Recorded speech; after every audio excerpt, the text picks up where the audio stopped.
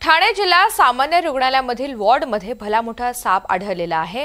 Civil रुग्णालयामधील स्त्रियांच्या वॉर्डमध्ये हा साप शिरला। वॉर्डमध्ये महिला रुग्ण, नातेवाईक आणि डॉक्टरांची त्यामुळे पळापळ झाली। सर्पमित्रांच्या सहाय्याने या सापाला पकडण्यात यश आलंय। मात्र घटनेमुळे सिव्हिल रुग्णालयामध्ये काही काळ भीतीचं वातावरण होतं।